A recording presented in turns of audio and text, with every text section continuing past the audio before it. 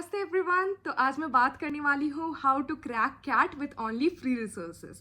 तो अगर आप किसी बहुत ही एक्सपेंसिव कोचिंग मटेरियल के अंदर में अपना टाइम, पैसा और एनर्जी नहीं वेस्ट करना चाहते हो तो आप इंटरनेट पे ये फ्रीली अवेलेबल रिसोर्सेज यूज़ करके बहुत ही आसानी से अपनी प्रिपरेशन कर सकते हो। मैंने ये सेम स्ट्रैटेजी फॉलो की थी और मेरे 99 परसेंटाइल आए थे, जहाँ से मुझे IIM इंदौर और कोझिकोड में एडमिशन ऑफर हुआ था। बट मैंने एक्सेलराइज जमशेदपुर चुना थ्रू जैट, जो कि मैंने सेम प्रिपरेशन स्ट्रैटेजी के बेसिस पे दिया था। तो स्टार्ट करते हैं। सबसे पहले मैं आपको टाइमलाइन समझा देती हूँ। तो कैट का एग्जाम नवंबर में होता है। आपको अप्रैल या मई से अपनी प्रिपरेशन को स्टार्ट कर देना है। डेली 3 से 4 घंटे आपको ये स्ट्रैटेजी फॉलो करनी है विदाउट एनी फेल। तो किसी भी एग्जाम के लिए सबसे इंपॉर्टेंट है आपकी कंसिस्टेंसी। डेली आपको अपने एफर्ट्स पुट करते रहने हैं। बीच में काफ़ी सारे लो आएंगे जब आपके मॉक्स के मार्क बहुत ज़्यादा कम होंगे, आपको ऐसा लगेगा कि आप सब कुछ भूल चुके हो, प्रिपरेशन बहुत ख़राब चल रही है। बट आपको रुकना नहीं है। जो बीच में छोड़ देगा वो हारेगा, जो कॉन्स्टेंटली चलता रहेगा will be the person who will win. तो स्टार्ट करते हैं। आपको डे 1 पे जाके क्रैक्यू का ये मॉक अटेम्प्ट करना है। आप कोई भी अदर मॉक सेलेक्ट कर सकते हो। द मेन मोटिव इज कि आपको एक मॉक आज दे देना है। ये क्रैक्यू का मॉक मैं क्यों सजेस्ट कर रही हूँ? क्योंकि फ्री है। दूसरा, इसको 3 से 4 लाख लोगों ने अटेम्प्ट कर रखा है, जो कि एक्चुअल लेवल ऑफ अटेम्प्ट भी होते हैं एग्जाम के अंदर में। तो कैट जो है वो बहुत ही परसेंटाइल बेस्ड एग्जाम है कि आप बाकी लोगों के कंपैरिजन में कहाँ पे स्टैंड कर रहे हो। आपके एक्चुअल मार्क्स क्या है उसका कोई कट ऑफ वगैरह नहीं आता है बाकी एग्जाम्स के जैसा।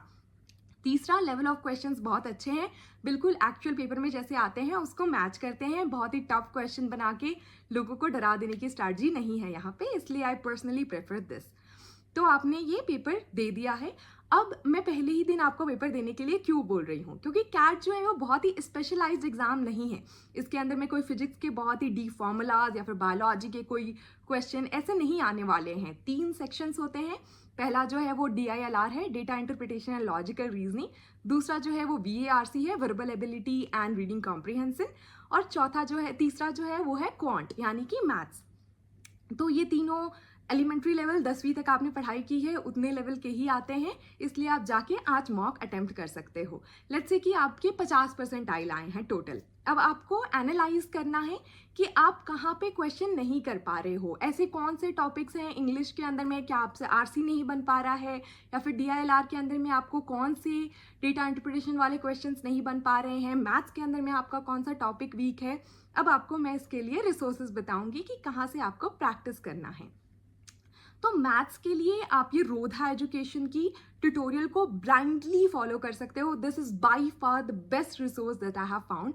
कंप्लीटली फ्री है। जनरली ये नोशन रहता है कि फ्री वाली चीज़ें इतनी हाई क्वालिटी नहीं होती हैं, बट रवि प्रकाश सर ने इस चीज़ को कंप्लीटली तोड़ा हुआ है, बहुत हाई क्वालिटी है।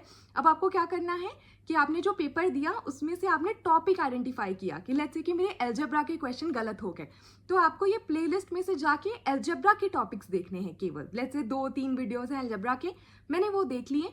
अब वापस आके मेरे को वो क्वेश्चन अटेम्प्ट करना है और देखना है कि अब बन पा रहा है कि नहीं। बन पा रहा है तो वेल एंड गुड, नहीं बन पा रहा है वापस जाके फॉलो करना है कि कहाँ पे मेरे से गलती हो रही है। जब तक आपसे सही नहीं होगा तब तक ये लूप को फॉलो करते रहना है। अब VARC के अंदर में आप क्या फॉलो करोगे? VARC में ये क्रैक्यू का सियाली मैम का प्लेलिस्ट है, ब्लाइंडली फॉलो करो। टॉप क्वालिटी है बिल्कुल, बहुत ही अच्छी तरह से उन्होंने समझा रखा है। DILR के लिए आपको क्या फॉलो करना है? एलाइट्स ग्रीड का ये प्लेलिस्ट है, इसको फॉलो करना है। कैसे फॉलो करना है? तो ये वीडियो शुरू होने के अंदर में वो आपको बेसिक समझाते हैं कि इस टाइप के क्वेश्चन को कैसे बनाया जाता है। आपको बेसिक समझ लेना है, फिर वो क्वेश्चन सॉल्व भी करते हैं। तो जैसे ही वो क्वेश्चन दिखाएंगे स्क्रीन पे, आपको पॉज करना है, खुद से अटेम्प्ट करके देखना है। 2-3 घंटे जितने भी लग रहे हैं उसके ऊपर देना है। बिल्कुल भी घबराहट नहीं यहाँ पे रखना है कि बिल्कुल 5 मिनट बनाना है, 10 मिनट बनाना है, नहीं। बहुत अच्छे से टाइम एनर्जी इन्वेस्ट करनी है यहाँ पे। फिर से ओपन करना है, देखना है कि बेस्ट वे क्या हो सकता था। अगर नहीं बना है तो आपको समझना है कि कैसे सॉल्व करना था।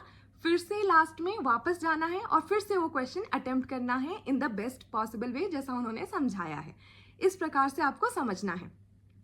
अब आपको हर 3 से 4 दिन पे मॉक्स देते रहना है। कौन से मॉक देने हैं आपको?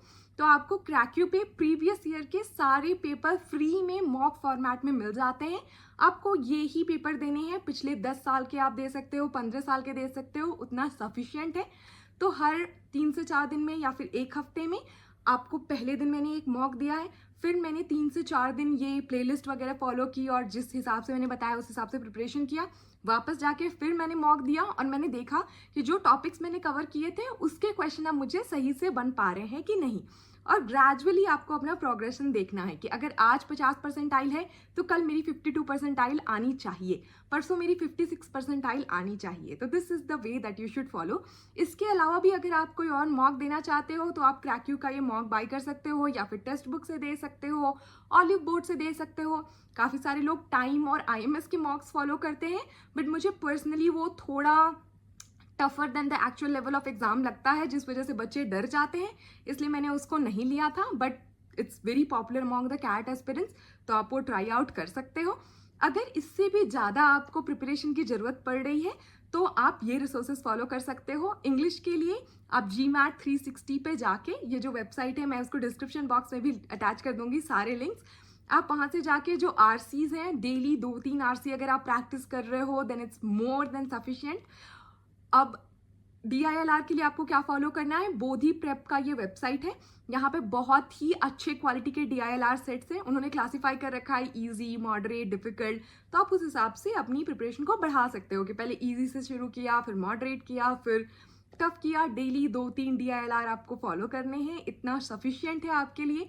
आप सेक्शनल मॉक्स भी दे सकते हो, क्रैक्यू पे, टेक्स्ट बुक पे फ्री में आपको मिल जाएगा, तो उससे और आपकी प्रिपरेशन की प्रैक्टिस होती रहेगी। तो यार that's pretty much about it. ये रिसोर्सेज आप फॉलो करो, मोर देन सफिशिएंट है। मैंने खुद भी सेम रिसोर्सेज फॉलो किए थे। मैं सारी लिंक्स डिस्क्रिप्शन बॉक्स में अटैच कर दूंगी। इसके अलावा भी अगर आपको कोई क्वेश्चन है तो आप feel free to ask in the comment section. Thank you.